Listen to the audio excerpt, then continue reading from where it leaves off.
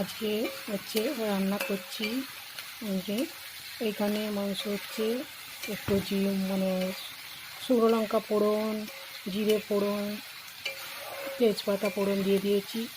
দিয়ে এখানে পেঁয়াজ হচ্ছে দিয়েছি। এবার পেঁয়াজগুলো একটু ভাজা ভাজা হয়ে গেলে একটু আদা রসুন টমেটো সবগুলো দিয়ে দেবো, সেইগুলো ভালো করে একটু কষিয়ে নেব। এখানে এই যে আলুগুলো আছে, আলুগুলোকে সেদ্ধ করে মানে ভেজে নিয়েছি, এগুলো ভেজে তুলে রেখে দিয়েছি।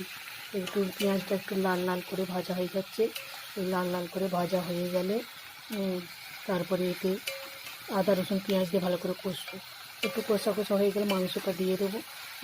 মাংসটা দেওয়ার পর তারপরে এই যে এখানে এই যে টমেটোগুলো সবাইতে এতে দিয়ে দিচ্ছি। ধনে পাতাটা একটু পরে দেব। এখন আদা রসুনটা আদা রসুন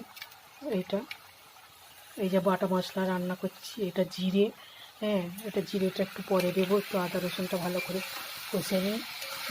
কষা হয়ে গেলে তারপরে যে একটু কষা হয়ে গেলে ভাজা ভাজা হয়ে গেলে একটু মাংসটা দেবো। এই যে মাংসটা, এই যে মাংস,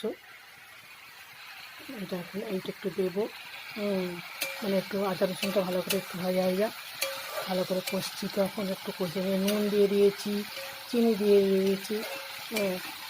এটা দিয়ে আদা রসুনটা কষি। এবার মাংসটাকে দিয়ে দিলাম। এই যে মাংসটাকে দিয়ে দিলাম। মাংসটাকে দিয়ে এবার মাংসটাকে ভালো করে কষবো। কষে যখন তেলটা ছেড়ে চলে আসবে, এখন কষা হচ্ছে। কষাটা কমপ্লিট হয়ে গেলে মাংসটা তখন তেলটা একটু ছেড়ে আসবে। এই যে ভাজা আলুগুলো আছে, এই ভাজা আলুগুলো দিয়ে দেবো।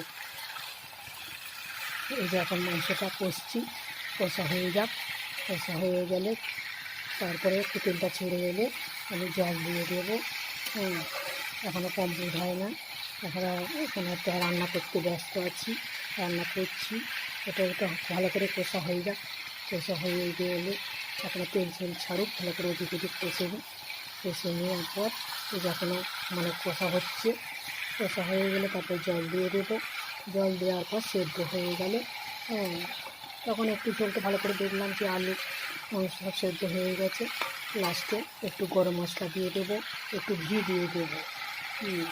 দিয়ে তারপরে নামিয়ে নেব। এখন মাংসটাকে কষছি, এখনও তো কমপ্লিট হয় না, বাকি আছে খানিকটা। এই যে মাংসটা এখনও কষা হচ্ছে। একটু কষা হয়ে গেলে তেল ছেড়ে এলে তারপরে তো কোনটা এখনও কমপ্লিট হয় না।